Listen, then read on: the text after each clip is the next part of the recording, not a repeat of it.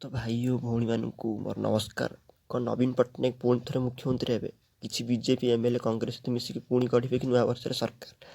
ଦେଖନ୍ତୁ, ୟାରି ଭିତରେ ଆପଣ ଦେଖୁଥିବେ ନ୍ୟୁଜ୍ରେ ଏଭଳି ଖବର ଆସୁଛି କି ନୂଆବର୍ଷରେ ପଲଟିବ ରାଜନୀତି।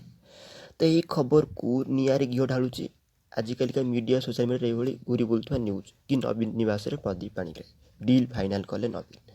ଦେଖନ୍ତୁ, ଏଇଭଳି ଖବରଟା ଆପଣ ଦେଖୁଥିବେ କି ବଡ଼ ନିଷ୍ପତ୍ତି ନେଲେ ପ୍ରଦୀପ, ନାନା ପ୍ରକାର କଥା ଆସୁଛି। ଦେଖନ୍ତୁ, ଏଇଭଳି କଥା ଆପଣଙ୍କୁ ଅବିଶ୍ୱାସ ଲାଗିପାରେ।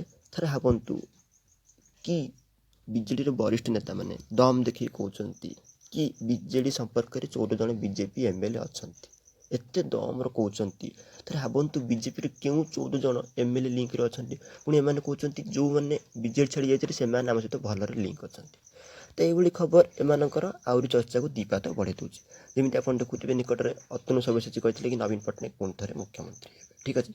ତା ଛଡ଼ା ଆପଣ ଦେଖୁଥିବେ ପ୍ରଦୀପ ପାଣିଗ୍ରାହୀ କହୁଛନ୍ତି କି ମୁଁ ଏବେ ବି ବିଜେଡ଼ିରେ ଅଛନ୍ତି, କେଉଁ ଜାଗାରେ ଏମିତି ବି ଭାଷଣ ମାରି ଦେଉଛନ୍ତି, ବୁଝିପାରୁଛନ୍ତି ନା ନାହିଁ। ଆଉ ଥରେ ଭାବନ୍ତୁ ଏଇ ଚାଟୁକାର ନେତା ଯିଏ ଦିନେ ନବୀନଙ୍କର ଡାହାଣ ହାତ ଥିଲେ, ସିଏ ରାଜନୀତିରେ କିଛି ବି କରିପାରନ୍ତି। କାରଣ ଆପଣ ଦେଖୁଥିବେ କୁହାଯାଉଛି କି ଆଙ୍କୁ ଆଉ ବିଜେପିରେ ଏତେ ସମ୍ମାନ ମିଳୁନାହିଁ, ତେଣୁ ସେ ଉପମୁଖ୍ୟମନ୍ତ୍ରୀ ପଦ କି ଗୋଟେ ମନ୍ତ୍ରୀ ପଦ ପାଇଁ ବିଜେଡ଼ିକୁ ନ ପଳାଇ ଆସିବେ କିଏ କହୁଛି, କିଏ କହିପାରିବନି, ଠିକ୍ ଅଛି।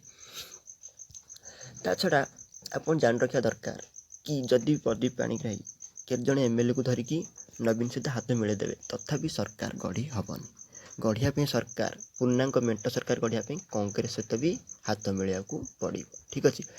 ଆପଣ ତ ଜାଣିଥିବେ କି ଆଜିକାଲି ଏଇଟା ବି ମଧ୍ୟ ଚର୍ଚ୍ଚା ହେଉଛି କି ନବୀନ ଧରିବେ ରାହୁଲଙ୍କ ହାତ। ତ ଭାବନ୍ତୁ ଯଦି ନବୀନ, ରାହୁଲ ଏବଂ ପ୍ରଦୀପ ପାଣିଗ୍ରାହୀ କିଛି ଏମ୍ଏଲ୍ଏ ଆଣିକି ସରକାର ଗଢ଼ିଦେବେ ତ ନିଶ୍ଚିତ ଏକ ପୂର୍ଣ୍ଣାଙ୍ଗ ମେଣ୍ଟ ସରକାର ହେବ। ତା ଛଡ଼ା ଆପଣ ଦେଖୁଥିବେ କଂଗ୍ରେସ ସେ ଚାହିଁବ କି ମେଣ୍ଟ ସରକାରରେ ସାମିଲ ହେବା ପାଇଁ, କାରଣ ସିଏ ବିଜେପିର ପୁରା ବିରୋଧୀ, ଠିକ୍ ଅଛି। ଦେଖନ୍ତୁ ରାଜନୀତିରେ କିଛି ବି ସମ୍ଭବ, ଆମେ ଏମିତି କିଛି ଗ୍ୟାରେଣ୍ଟି କହିପାରିବାନି କି ପୂର୍ଣ୍ଣାଙ୍ଗ ମେଣ୍ଟ ସରକାର ହେବ କି ନାହିଁ। ତ ଦେଖାଯାଉ ଭବିଷ୍ୟତରେ କ'ଣ ହେଉଛି। ତ ମୁଁ ଏଇଠି ଟପିକ୍କୁ ଶେଷ କରୁଛି। ଟପିକ୍ଟା ଆପଣଙ୍କୁ କେମିତି ଲାଗିଲା ଆପଣ କମେଣ୍ଟରେ ନିଶ୍ଚୟ ଜଣାଇବେ। ସମସ୍ତଙ୍କୁ ନମସ୍କାର।